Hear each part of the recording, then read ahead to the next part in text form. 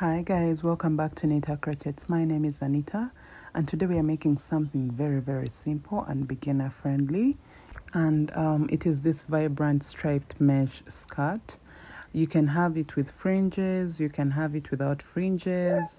For whichever mood and vibe you want to make this for, the choice is up to you.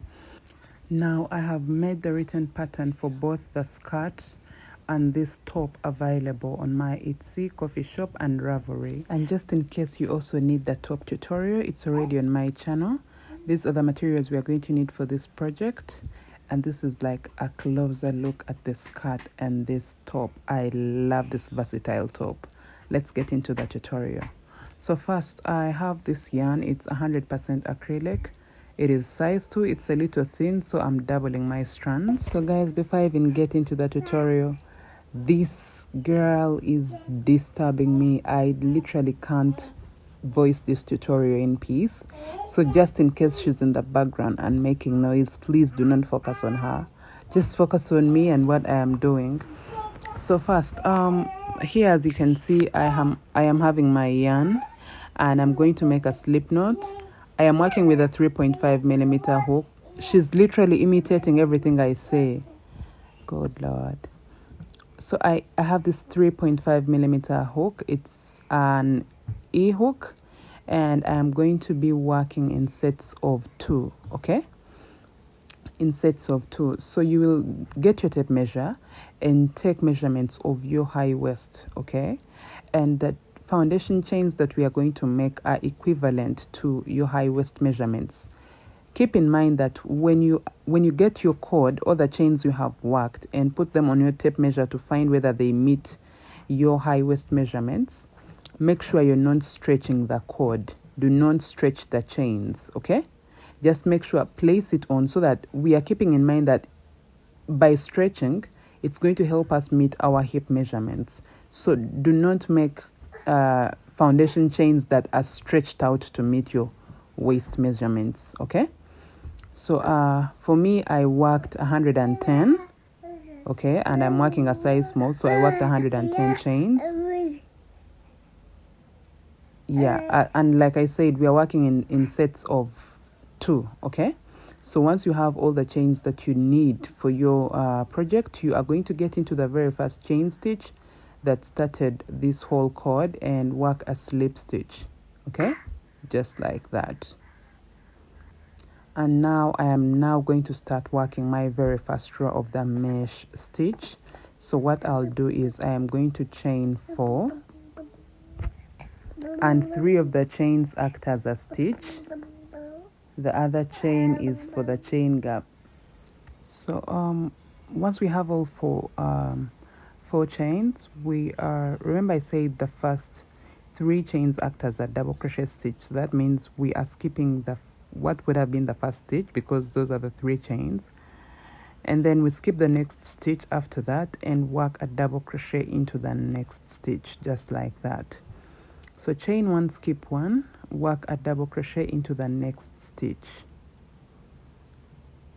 Chain 1, skip 1, work a double crochet in the next stitch. You see that? So we are going to chain 1, skip 1, work a double crochet into the next stitch. You see that? Chain 1, skip 1, work 1 double crochet into the next stitch. And this is what we have to be doing repeatedly for the whole entire row. Like the mesh stitch is one of those simplest stitches anyone should jump on and work with, like, to be honest. And this is what you are going to be doing all the way around until you have 1 stitch left to end your row. That's where I'm going to meet you and show you what to do. So here we are. I have gone all the way around, skipping 1 stitch and working a double crochet into the next, and this is what I have so far. So as you can see, I have 1 stitch left to end my row, which is that one there. So what I am going to do is I'm going to chain 1 and get into the 3rd chain stitch of the 4 chains that started this row, and there I will work a slip stitch, just like that. So this is how your first row should look like. All right. And now at this point we are now going to chain 4, and we shall turn our work. Please remember to turn your work for every row. In that way we keep a straight seam line. Now we shall skip the next stitch and work a double crochet into the next double crochet stitch. Chain 1, skip 1, work a double crochet into the next double crochet stitch. Chain 1, skip 1, work a double crochet into the next stitch. So basically we are doing exactly what we did for our previous row. Yeah, I am just going on with this row just to make sure that you all know exactly what we are doing and how to do it. So just keep chaining 1 and skipping 1, then working a double crochet into the next stitch. And yeah, this is what we are going to keep doing. We chain 1, skip 1, work a double crochet into the next stitch, and we are going to do this all the way around for all the stitches until we get to the very last chain gap. Okay, so just go around until you are right there at the last double crochet stitch. That's where I'm going to meet you and show you what to do. So here we are. I am at this point, and here, just to show you how we end our row, we chain 1 and get into the third chain stitch of the 4 chains that started this row and work a slip stitch. So that's how we close up our row. Okay, now you see how it looks like. Now if you're working sizes large, you will need to go around for 2 more rows, just like we have done. Okay, for like 2 more rows before we start getting into our hip increment. Okay, but if you're working for sizes small and medium, just like I am, what you are going to do is you are going to count all the chain gaps you have on your row all the way around, and you will divide that number by 2. For example, I have 55 chain gaps, and when you divide 55 by 2, you get 27.5. So that means I'm going to get my stitch marker and mark the very first chain gap where we start our row, like the very first double crochet stitch that makes the first chain gap where we start our row, and then I will count 28 chain gaps and mark the double crochet stitch that marks the 28th chain gap. I hope I am clear. Okay, so in that way we have marked where our left hip is going to be and where our right hip is going to be, and into these 2 points is exactly where our increments for the hips is going to go. Okay, so just do that, and then I'm going to get back to show you how to work your hips. So now to start our hip increments started, we are going to chain 4. Okay, remember we marked the very first stitch, so that means we have to work an increment into the very first stitch. So when we chain 4, 3 of the chains act as a stitch. Now we are going to yarn over and get into that very same stitch, like the very first stitch, and in there we are going to work a double crochet. And if you look closely, you will find that in this way we have made a V-stitch. And when you're working the mesh stitch and you have the V-stitch anywhere, it means you are working an increment. Okay, so here we shall chain 1, skip the next stitch and work a double crochet into the next stitch. Chain 1, skip 1, work a double crochet in the next. Chain 1, skip 1, work a double crochet into the next stitch. And this is what we are going to do repeatedly until we are at the double crochet that comes before the marked stitch. Okay, until we are at that double crochet, that's where I'm going to meet you and then show you what to do. You see that? That's how you work an increase with the mesh stitch. So let me meet you guys right there in that double crochet, and then I'll show you what to do. So now, as you can see, I had that increment right there, and here I just worked the normal mesh. So here I am going to work an increase into this marked stitch. Now I'll chain 1 and skip 1 and get into the marked stitch, and there I will work a double crochet. Then I'll chain 1, work another double crochet into that very same marked stitch. So as you can see, I have still worked a V stitch. So now from here I'll just chain one and skip one, work one double crochet into the next stitch, then chain one, skip one, work a double crochet into the next stitch. And this is what I am going to do all the way around until I come to the end of my row. So I'm just going to keep doing this all the way around, and once I get into this last double crochet right there, I'm going to chain one and work a slip stitch into the third chain stitch of the 4 chains. So here we are. Like I said, you work a slip stitch into the third chain stitch of the 4 chains that started the row. So this is how my work looks like, and so far you don't see that, you know, visible change, but after a few rows you will see that. Now for the next row, after a row of increase, I'm just going to chain one and skip the next stitch after the first one and work a double crochet into the next stitch. So for this row I am not working any increases whatsoever. I am just working the normal mesh stitch. So I'll just chain one, skip one, work a double crochet into the next stitch, chain one, skip one, work a double crochet into the next stitch. Okay, so this is just the normal mesh row. Okay, so when I start using these terms in the video, please don't get confused.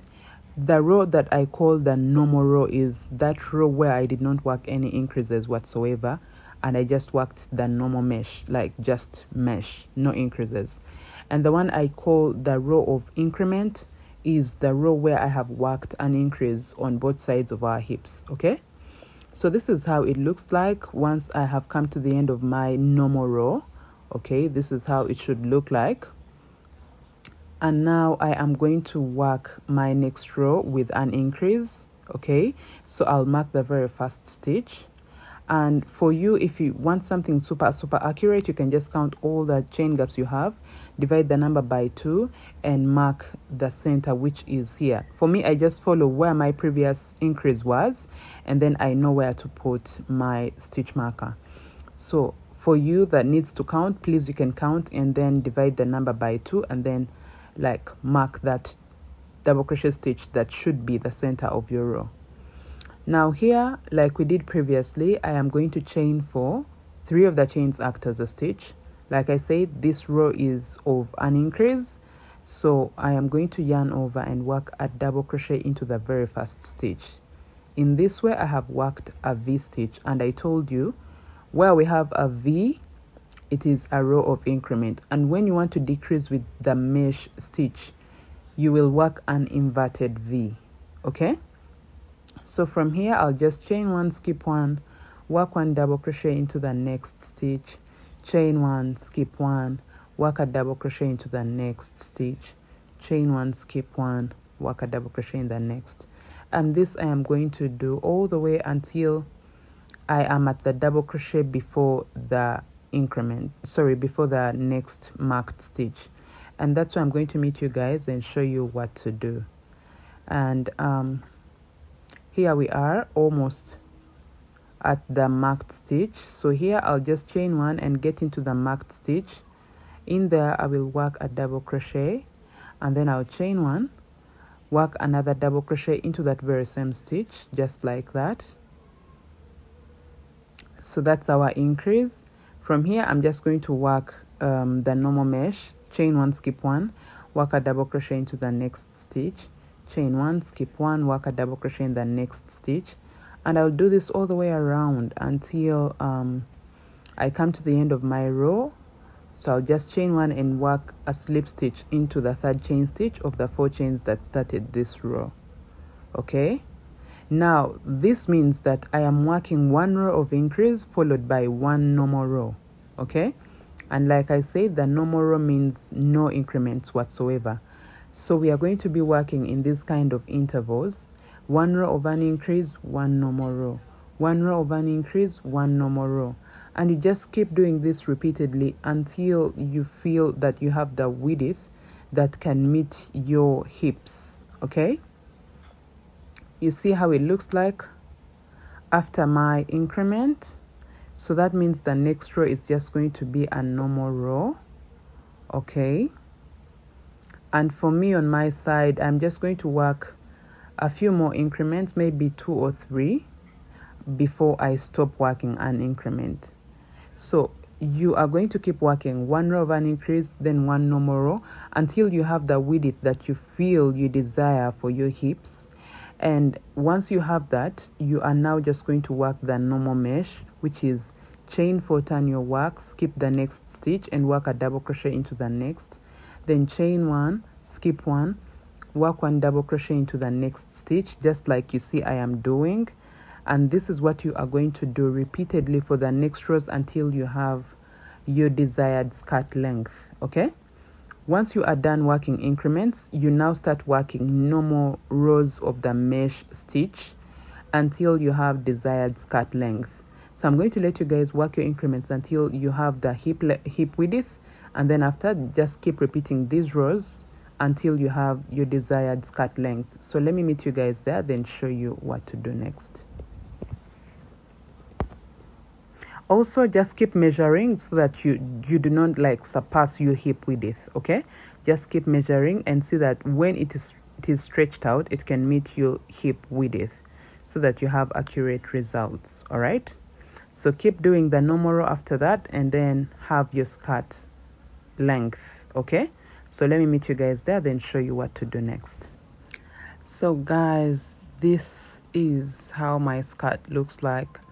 I'm sorry I had to like try it on my mannequin and see whether it fits, so that's why I had the drawstring placed in before I got back here to show you how to place your drawstring. So to place the drawstring in here, you are just going to work a few chains, like so many chains, about like 200 or more, long enough to make a drawstring, and you will just get into these chain gaps like that, in and then out through the next one, like that,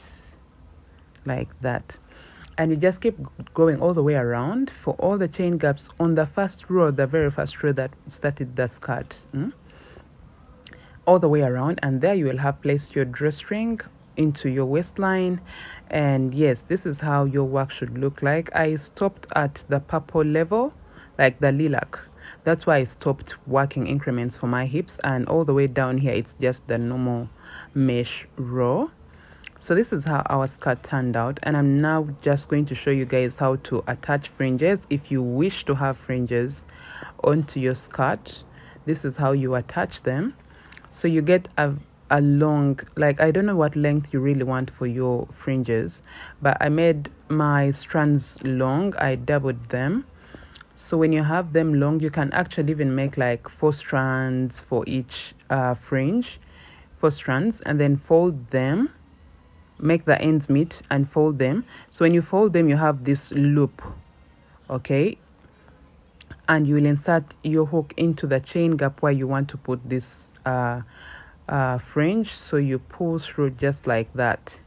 You pull through the loop and then pull the ends of the strands of yarn through that loop, and then you just close it up like that. Okay, and now here you're going to skip the next chain gap, get into the next chain gap, get your yarn just like that, and yeah, do the very same thing. Insert your hook in there, pull the loop through that chain gap, and then get the yarn ends and pull them through the loop of the yarn. Yeah, just like that, and then just, you know, fasten it to, you know. So this is how you should attach your fringes, all the way going around the edge of the skirt. You just keep skipping one chain gap and then putting the fringe into the next. And once you have gone all the way around, you will have had like your skirt complete. This is really simple. I expect beginners to jump onto this, or the people that have been looking out for beach cover-ups to jump onto this. Yeah, so thank you so much guys for watching. Let me see you all in my next tutorial, which is the dress. Goodbye.